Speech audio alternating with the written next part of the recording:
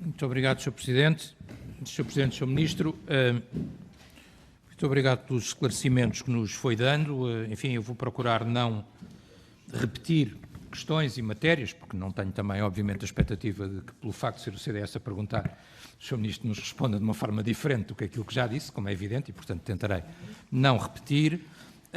Só com uma matéria que, enfim, é o tema destes dias.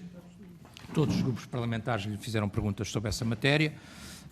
Não obstante a Sra. Ministra da Saúde estar, ou pelo menos estava, quando eu vim para aqui, a ser ouvida na sala ao lado, tendo de resto o CDS feito um requerimento sobre essa matéria, dizer-lhe só, Sr. Ministro, que me parece, enfim, é uma preocupação nossa, é uma preocupação evidente, que em relação às perguntas que foram feitas por vários grupos parlamentares e pelo próprio grupo parlamentar do Partido Socialista, do ponto de vista do impacto económico e das consequências económicas, o Governo até agora não ter nenhuma resposta concreta, e o Sr. Ministro também não nos deu resposta nenhuma, isto pensando até, Sr. Ministro, numa coisa que a mim me parece óbvia, não tenho ainda números nem dados concretos sobre o impacto, mas parece uma coisa bastante óbvia. Eu tive a ocasião, de resto, com o Sr. Deputado Adão e Silva, com o Sr. Deputado João Oliveira, também de estar consigo durante a deslocação do Sr. Presidente da República à República Popular da China.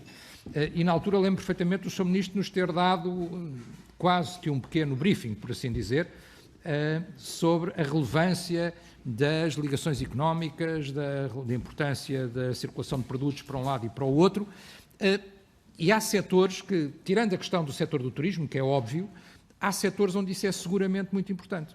Há setores onde é seguramente muito importante. Estou a pensar, por exemplo, no setor têxtil, onde a ligação e até as matérias-primas e toda, quer dizer, é muito relevante. E, portanto, quer dizer, eu espero que nesta matéria não sejamos mais uma vez reativos, ou seja, que não estejamos à espera que o problema aconteça e ganhe dimensão para depois, então, olharmos para ele, porque a mim parece-me um problema óbvio e parece-me que o Governo deveria antecipar essa questão.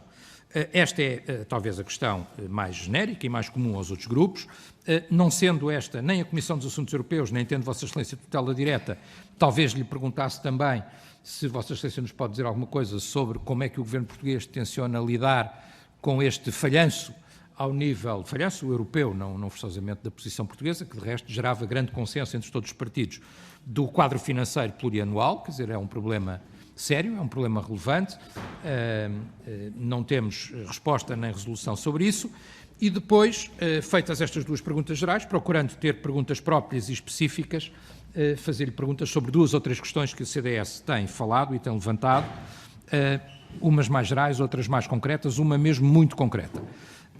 Mais geral, a questão do despacho conjunto dos Ministérios dos Negócios Estrangeiros e das Finanças, número 107 de 2005, 3 de fevereiro, que tem a ver, como sabemos, com a questão dos cidadãos portugueses que, na altura, regressaram das ex-colónias portuguesas. Enfim, foi criado uma comissão e um grupo de trabalho para isso. O CDS tem pegado nesta questão, voltámos a propor em matéria orçamental, voltámos a falar disso. Pode Vossa Excelência, Sr. Ministro, dar-nos um bocado sinal e sentido de qual o ponto da situação, ou se o Governo fará alguma coisa ou não nesta matéria. Por outro lado, uma questão que levantámos também nesse quadro, que é os atrasos das pensões, do pagamento das pensões a cidadãos portugueses e imigrantes, designadamente o caso de Luxemburgo, que levantámos, falámos sobre ele mais do que uma vez e também não temos resposta. E já agora uma questão, porque nos foi alertada, agora mesmo e muito recentemente, saber, admito que o Sr. Ministro não tenha até uma resposta preparada sobre isso, mas foi-nos alertada muito recentemente, até por familiares, a questão daquele português desaparecido em Moçambique. O caso vem de 2016, Américo Sebastião. A informação que nós temos é que não há colaboração das autoridades moçambicanas, designadamente colaboração ao nível de permitir que o Ministério Público e a Polícia Judiciária possam ter intervenção relevante nesse processo. Não sei se assim é, se não é. É uma preocupação que nos é trazida, enfim, e por isso deixava também, Sr. Ministro, porque recentemente falámos com familiares e trouxeram-nos essa preocupação, admitindo eu, Sr. Ministro, que, não tendo a informação presente, Vossa Excelência registre a questão e nos próximos momentos oportuno esclarecê-la. Muito obrigado, Sr. Presidente. Muito obrigado, Sr. Deputado Telmo Correia. Dava então agora para responder a palavra ao Sr. Ministro dos Negócios Estrangeiros. Muito obrigado. Muito obrigado, Sr. Presidente. Agradeço muito as questões colocadas pelo Sr. Deputado Telmo Correia, e era o que faltava que eu não respondesse ao CDS com um carinho especial. Claro, eu sou socialista, sou sempre por aqueles que estão em mais dificuldades. Portanto, Ainda... é uma aplicação... Ainda não acumulei muito capital de queixa, Sr. Ministro, mas noutros casos temos. Muito bem, mas comigo não tem, certamente. Sr. Ministro. Mas sem gotas de saliva. Questão colocada em relação ao vírus.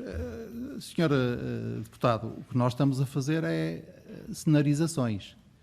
A OCDE diz hoje que talvez possamos esperar uma desaceleração em 0,5% do ritmo de crescimento da economia mundial. Eu, que não sou economista, mas há muitos anos trabalho numa faculdade de economia, recomendo sempre que se olhe com muita distância, cautela e até, digamos, frieza para este exercício de cenarizações, designadamente quando as cenarizações se fazem não por comparações com factos comparáveis que tenham ocorrido no passado, mas sim por modelação não empírica. Agora, nós não vamos ser reativos, nem costumamos ser reativos. Eu permito-me recordar ao Sr. Deputado o que aconteceu no Brexit.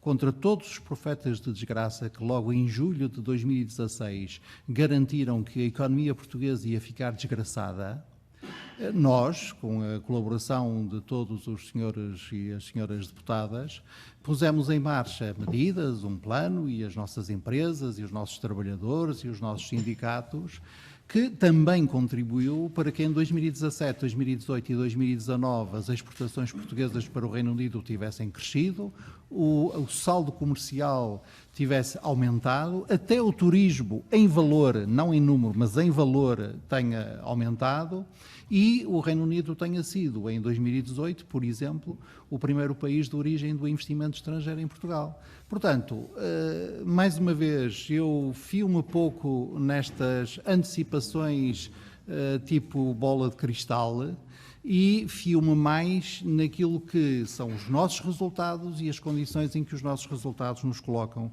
para enfrentar este novo desafio que temos pela frente, que é uma epidemia, que talvez venha a ser uma pandemia. Sobre o quadro financeiro plurianual, eu já tive o prazer de responder ao CDS na semana passada, na Comissão de Assuntos Europeus, mas digo, do meu ponto de vista, a sexta-feira do Conselho Europeu Extraordinário era necessário que os líderes europeus dissessem cara a cara uns aos outros quais eram as suas posições de partida, e agora há um trabalho de aproximação das posições, em que, mais uma vez, o Primeiro-Ministro português é chamado a ter um papel muito importante que Portugal cumprirá, como é sua característica, um bom construtor de pontes que é. Em relação às três questões específicas, também tenho todo o prazer de lhes responder.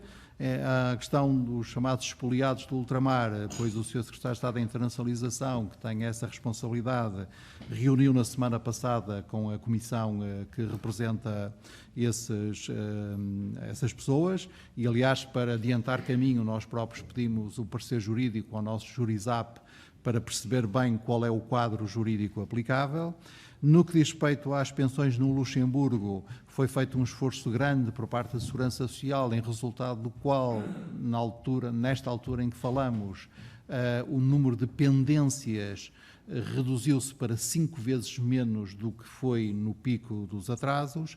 E em relação à questão que oportunamente e bem colocou a propósito do nosso concidadão engenheiro Américo Sebastião, pois no dia 24 de fevereiro passado, se 24 foi uma segunda-feira, julgo que foi, portanto, no dia 24, na véspera de Carnaval, aproveitando justamente estar no Conselho de Direitos Humanos em Genebra e estar também lá a nova Ministra da Justiça de Moçambique, nós tivemos uma reunião bilateral e esse foi um dos pontos, e a senhora Ministra da Justiça de Moçambique